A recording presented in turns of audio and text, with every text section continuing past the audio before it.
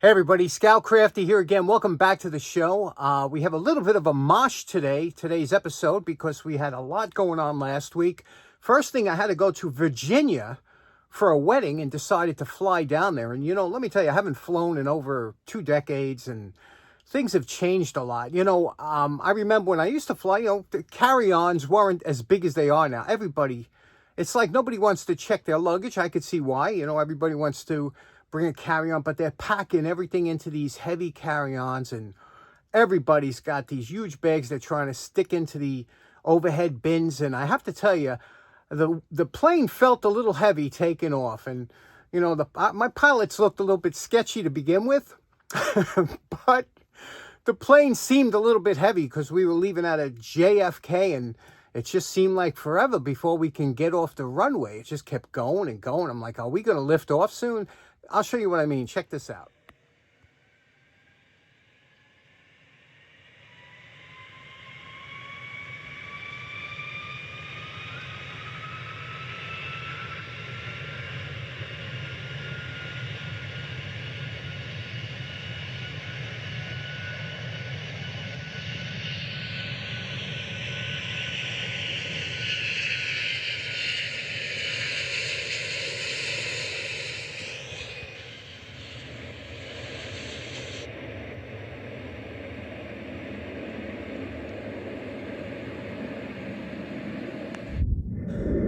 But anyway, everything worked out well in the long run. It was a beautiful day, and the wedding was nice. And then I had to have my oil burner service. Now, for some of you following the channel for a long time, I have a very old, probably 1930s oil burner. Beautiful American standard. And I love this thing. And anybody that lives in a cold weather environment, you know how important your oil burner is and to keep it tuned up. So I was having it tuned up, but I did have a problem. See, I have twin 275-gallon oil tanks, and because of a big old drafty house, right? So I got these twin tanks, and I was noticing over the last year or so, I was like, man, it seemed like I was going through a lot of oil because the level was going down quick, but I wasn't going through money-wise. I was like, I'm using the same amount, but it seems like what it was one of the tanks, the feed line, it splits into a Y. The two tanks come into a Y, and the one of them was clogged. So I had to have my oil burner guy, he came in, he shot some CO2 through the one line, but that wasn't enough. And then he pulled out this special tool. It looked like a vacuum tool. It looked like a bicycle pump. And it had two nozzles on it. One was for vacuum, one was for pushing. So you could push something through a tube or pull it out. They still make that tool today. Very interesting. We got to suck out the sludge from the line, and it was running fantastic. So we're back in service, back to normal now. So that went well. And because of that, we got a little bit to talk about later on in the show. But first off, we have a couple of restorations, a couple cleanups. Let's get started right away. Okay, next up, I bought this at $5 at the upstate New York Makers meet that we had, I guess, about a month ago. And you can see here, it's one of those halogen lights. Now, these are good, except they use a lot of power compared to an LED light. But this one was really well made. You can see the plug. You don't have the wire hanging around. It's finned back. It's got like a cast aluminum housing. And you could see you would hold it like this. Has a handle here, and this is how you would mount it, and then you could tighten these handles to any position you want. The only problem is the lens looks like it's frosted or something, and well, obviously I didn't plug it in, so let me plug it in first, see if it works, and see about this frosted lens, if we can clean it up. Okay, I have a extension plug. We'll just plug into here. Oh, okay, it works. Let me see the switch here. Okay, here's the switch. Yep. Oh, it's a two. It has two settings on there, which I've rarely seen. So, okay, so two settings. Let's open this up, see what we got inside. Okay, there's a screw here, which opens up the top. Okay, one bulb, one halogen bulb. Now, you always got to remember, if you ever touch that, you should do it with a tissue or a glove, because if you have any hand oil that gets on there, it gets so hot and it will mess up the bulb. But it's, you can see it's one bulb that goes on here. It's nice reflector. It looks all clean. It's this. Now, I don't know if this is frosted on purpose, the lens, or what. So I'm going to pop this lens out and see what the deal is. Okay, like I said, this is glass. Now, I don't know if this is a frosting on here that they do to disperse the light, but whatever it does, it really cuts a lot of that light down. I'm going to remove this or clean it up, and we'll see what it looks like without it. Okay, so you can see on one side it's nice and smooth and clear. On the other side, it either has a coating or they sandblasted it to diffuse the light. The problem is it restricts a lot of light with the diffusing.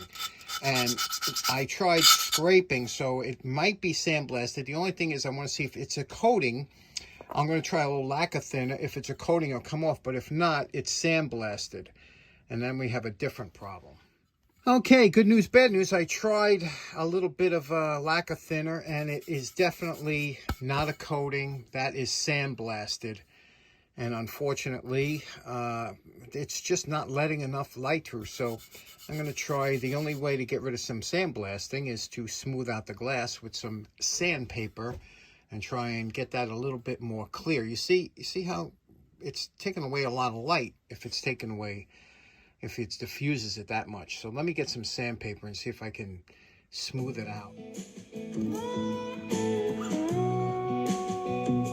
Okay, you can see where we're at now. We just smoothed down. You see that? You're getting a little bit of more reflection than here. And it'll still diffuse the light a little bit, but not as much restriction. Let me show you when I put it up to the light. Now, there's before and there's after the tree. See the difference? How much light gets through?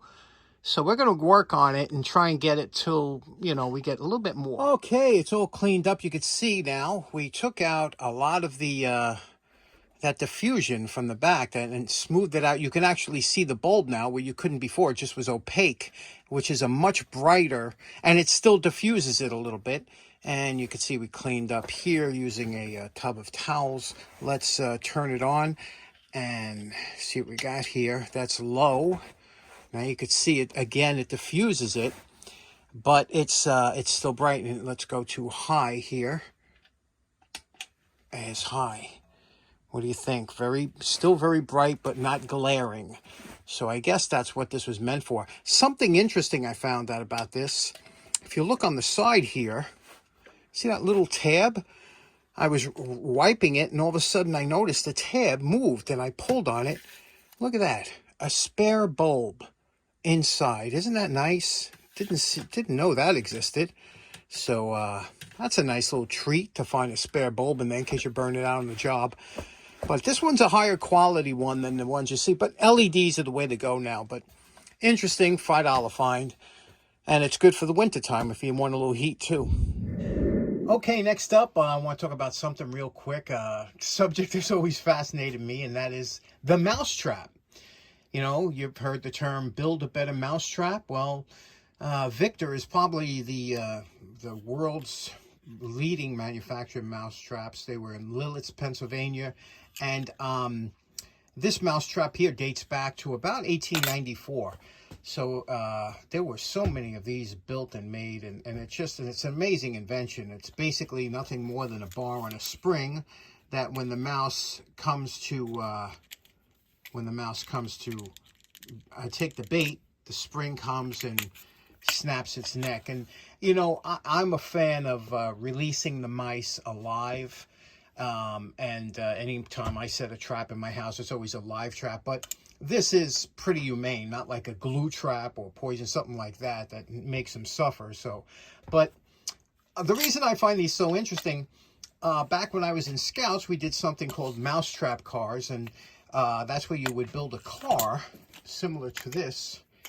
You would build a car that was powered by a mousetrap, and we'd have races, and it let the kids do designing and try and figure out how to build a car that can go, because you only had this one. This is the motor, the spring.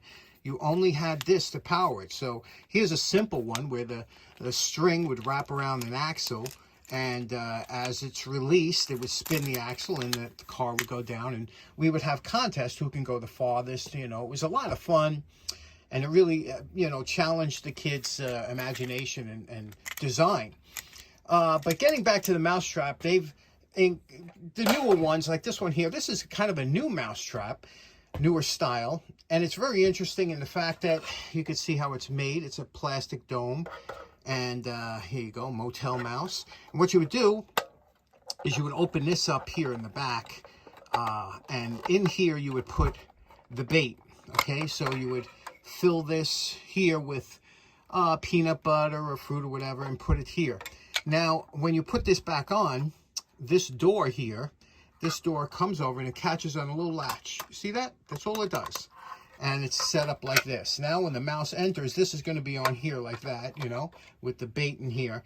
When the mouse comes in and steps on this little platform here, you see it closes behind them, and they are trapped within this trap. And then to release them, you take this and just release them into the yard, or your neighbor's yard preferably. And it's a wonderful trap, nice design, so easy to set. Doesn't, it's not this one here. If you ever caught your finger in one of these, it is a tricky thing. But interesting design, and I've used them before. They work good. And they also, I like the Have-A-Heart ones, the metal cages. They work really great. But this one here, it seems to do the job. Inexpensive, easy to clean or whatever. Although, I'll tell you the truth, you really don't clean them, because once the mouse has its scent in there, they do work better. So, but yeah, a nice way to release the mice without killing them. That being said, when I was a kid in school, I was in grammar school, and there was this kid there named Steve Rizzo, my buddy Steve Rizzo. And Steve, one day, now we were all familiar with mouse traps as kids, because they would be set up in the, in the basement or something like that. So we've come across them as kids. But Steve one day brings in a rat trap. Steve always had some interesting stuff. And did you ever see a rat trap? A rat trap is like a mouse trap on steroids. And this thing is just ominous. I mean, now, if you get your finger caught in a mouse trap, it'll give you a little, it hurts. Believe me, it hurts. If you get your finger caught in a rat trap, it could break your finger. This thing, the spring on this, it's a double thickness, double wide spring, and look at the size of this thing. And you spring this back, and then you could feel the tension when you get back here. And this thing will kill, instantly, snap the neck of small rodents, things like that.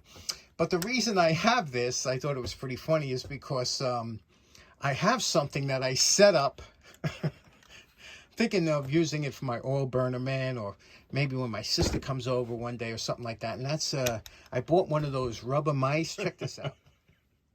So here it is. I bought this to kind of to startle. I'm going to put this in like the corner of my room and not saying anything or maybe when the oil burner guy comes, I'll put it by the oil burner or something just to get his reaction. This is a rubber mouse I bought on, rubber rat that I bought on Amazon. And look at him. Looks like it's been there for a while. And this is one of the traps. And we just put it over here like this. There's a seam there, cover the seam. And then just leave it, somewhere where it could be found. What do you think? Look at that eyeball bulging. Not for the squeamish, but I like that kind, especially around Halloween, right? This is good to put on the porch as the kids come up. That'll give a little startle to them. Okay, next up, you remember at the Long Island Tool Show, I got these nice Prince Albert tins from my buddy Pete. And in them, and I paid $5, in them were filled with, one had galvanized, 1.25" galvanized roofing nails. And look at these, nice. They got a spiral on them, nice heavy galvanization. Those are very nice nails. And then in the other one, there was a combination of thinner galvanized and also regular framing galvanized nails. They always come in handy. So we're going to clean the tins now that we emptied the contents. You can see, came with some wax paper in the bottom of these tins. And we're going to clean them with a mild, very mild, soft soap. You don't want to go something too aggressive here that will destroy the paint, because we're just getting the dirt off right now. So let's clean them up at the sink. Okay, these were marked here with some tape. So we'll take that tape to get that residue off. The best thing to get that residue off is Ronsonol lighter fluid. That cuts through that like crazy.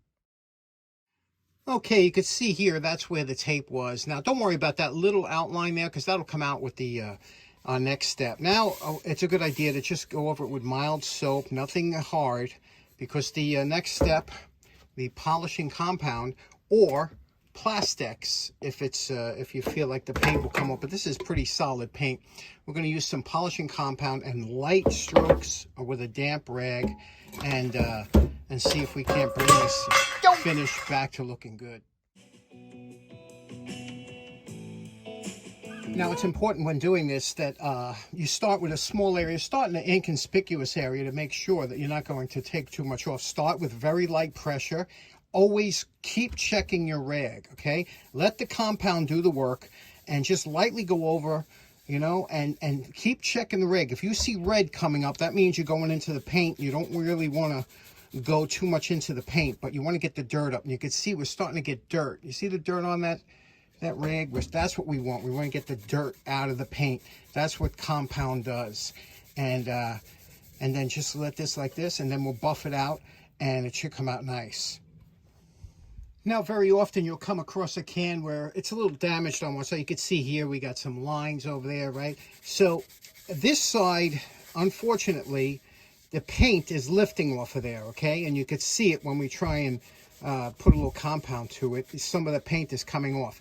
That's okay, because what you'll do is, again, you let the compound, there's agents in the chemical in the compound that'll lift up some of that. Now, if this paint, which is bubbling up, does come up, it's okay, because like I said, basically all you're doing is you're cleaning up this side, and this side will not be the display side. This side will be the display side. So, you know, with the back of it, like you can see here, you'll never get that damage off. You could sand it and touch it up, but right now we're just getting the dirt off, especially around the Prince Albert here. And you can see how that compound will lift that dirt right off the paint. You see how it's lifting it off here? It's the chemicals in the compound, plus there's a little bit of abrasive. But you can't go too deep, because you'll go through the paint. And again, check the rag, make sure you're not lifting up anything you want to save over here. But you can't really do much when you have the paint is damaged. Don't worry. Now, after you finish with the compound, you take some paper towel and you're going to buff off that polishing compound. Now, the polishing compound is really not supposed to give the lasting shine, although it will.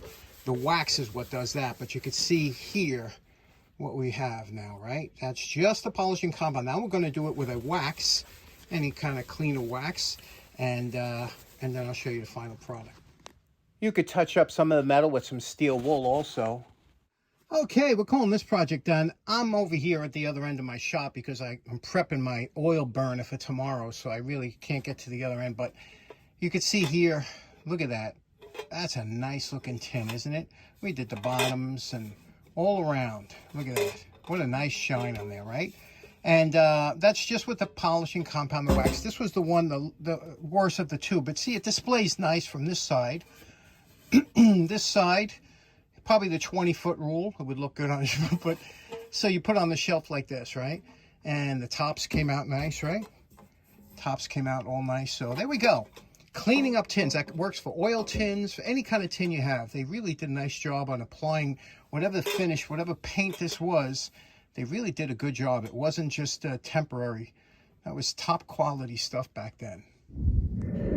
Now, because of my interest in all things HVAC, or heating, ventilation, and air conditioning, I've always been interested in thermostats. Now, we had a thermostat hanging on our wall, and there was, I could touch just about anything in the house, but I was told as a kid, never, ever touch the thermostat. So, of course, I was like, what is this wonderful thing on the wall that I can't touch? And it had a nice look to it, Art Deco. And so eventually, as I got older, I understood what a thermostat is. And I actually have a fantastic collection of thermostats, and I'll show you if you'd like to see them. And they started off with heat regulators. That was the early ones. They were called heat regulators. But they've turned into thermostats, which are basically electrically controlled switch. That's all it is. It's a switch that when the temperature gets low, it kicks the thermostat on to bring the temperature up, or vice versa. If you use an air conditioner, as the temperature gets hot, it'll turn on the air conditioning. So when I was telling this to my serviceman, I was telling him about, he says, I got a couple old thermostats. You want them in the truck? So he brought these out. Now, I usually don't collect like this era. I usually like the lower, earlier ones from the 50s and stuff. But I thought these are great. And I wanted to show you how interesting a thermostat is and how they work. Let's clean these up real quick. And I'll give you an interesting demonstration on how fantastic everybody's got them in the house. And they're one of the most wonderful inventions ever made, and there were so many different types. Let me just show you these two. Now, obviously, I'm using tub of towels to do this, to clean this up. You can see here a lot of this has oil or residue from, and what you do, the best way to use this is to lightly wipe it over, let the fluid from the wipe get on there and start to loosen the actual grime. Look at that. Look at that. And this is not something that'll come off. Look, it will not come off in your hand. So when you put this on, it really cuts through, but let the fluid do the work. Just go over it quick. Look at that. And then eventually when you come back to it and you start using some force, this will come up. And so let's wipe this clean first to get all the dirt off, and then I'll show you how to polish it out. Now we're going to do the same thing with this. I have other thermostats like this. This cover is broken, and because it's broken, this is a perfect example to try different cleaners on here. Now this is a painted cover, and a lot of times cleaners, like even the tub of towels, will not, the dirt gets into the paint. So this is a perfect opportunity to try different polishes to see what works and what doesn't. But we took this apart. We're going to Plastex the lens, and then let me show you how these wonderful items work. Okay, first we're going to start with this old one here. This is a T45 or a T44 thermostat. This was in everybody's house back in the 40s and 50s. It was a very common thermostat. And you can see here, this is the cover, would fit either one here. And these covers were had a lot to be desired because they were plastic, and the early plastics weren't that durable. But this unit was just made beautifully. And it's simple, but it's efficient. What a great design. And all it is you see this coil here? That's a bimetallic coil, which means there's two pieces of dissimilar metals like copper and tin that are joined together. As heat is applied to this coil, it'll expand, it'll unravel, and that will open up the contact. You see that there? It'll open the contact up, and here's the contact, just like contacts on points on a car. So as heat is applied, this will expand and shut off your burner. As it cools down, the switch will cool down. Boom, it'll make contact, your burner will come on. This is how you adjust when you want it to go off or on with the temperature, you see? So, and you see how that works. Now, it's very responsive. You would be surprised how quickly this opens and closes. In fact, I'll show you with a hairdryer. And you could tweak it, you can adjust it with this little here. You see this? I believe this is the heat anticipator for this device, which would stop short cycling of the furnace so it doesn't keep going on and off. I would have to speak to my buddy Ed Buckley, who's an expert on these, but I'd like to find out how to adjust it. Now, this is a hairdryer, okay? And not a heat gun, a hairdryer, but it blows warm air. And what I'm going to do is I'm going to turn the hairdryer on. I'm going to put it onto the coil here. And I want you to watch how quickly it responds and opens up that contact when I do it.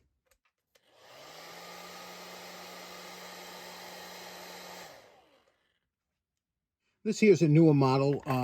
We polished up the glass here, but you can see here, this looks nice. And got rid of all the dirt that was around the outside here. Okay, now this is what the inside of this looks like. Now, unlike, it still has a bimetallic strip down here, but it also has, for the contacts, instead of having that contact where two pieces of metal are touching, this used a mercury switch. And a mercury switch, all it is, it's a glass envelope that has mercury in it. And you can see that mercury going back and forth. And as the wire goes in here, there's two contacts. And when the mercury touches the two, mercury is conductive, and that's how it makes the contact. And here's the adjustments, okay? And as you can see, when I move these adjustments up and down, it just tilts the mercury bulb so that, and it's again the same bimetallic strip under there. Now this whole area here is a timer. And so basically you could have it come on or off. This was the next step. If you don't want the heat on in the middle of the night when you're sleeping, you're going to have blankets on. You have it shut off before you go to bed, turn on, it does it automatically. This was a switch that you could override it. And there was the battery. There was actually a battery that ran this, because this was considered like an electronic. This was a newfangled. Look at that battery, huh? There's a battery that you don't find in every drugstore today. But so this is your timer here, but otherwise this was how this worked. And what's interesting here, if you look on the inside of this cover, there's the label for the cover, but it had 2 extra timer buttons, so you could turn it off, on and off. See, these pull out here, and they go on just like your regular timer switch. You pull this off, and you could put more, so you could have it come off and on 4 times a day. The red would turn it off. The green would turn it on. As those little plastic things turned, it would, you see that little knob there? It would turn off or on. Listen. That would turn it off. Listen. That would turn it on. So, very interesting. But let's try this and see how responsive these are. The reason there's 2 of them, one for air conditioning, one for heat. But let's hook up a volt-ohm-meter and see how these work. Let's first take a look at those cool mercury switches. Now, you see the mercury in the bottom here? Now, that's at rest, but there's 2 contacts up here. There's wires that run up to and you'll see the 2 contacts at the very tip. Now, when that mercury goes up there and makes contact with those 2 contacts, that will make the switch go. So what we're going to do is I'm going to hit it with the heat gun, and I'm going to show you how this revolves until the mercury switch activates. This is real time. Watch when I put the heat onto the bimetallic coil, and watch how quickly those mercury switches make contact.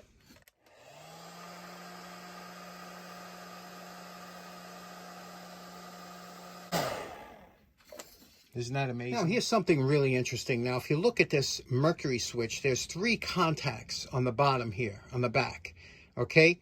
Now, and there's contacts inside the envelope, the glass envelope. There's contacts here and contacts back here. So as the mercury goes to this side, it activates these 2 contacts. As it goes to this side, it activates these 2 contacts. So you could have one actual mercury bulb contacting both cold, air conditioning, and heat, I guess. But they have twin ones here, each one on their separate bimetallic coil. And I'm going to show you, I'm going to hook up the volt-ohm-meter so you can hear it when it makes contact.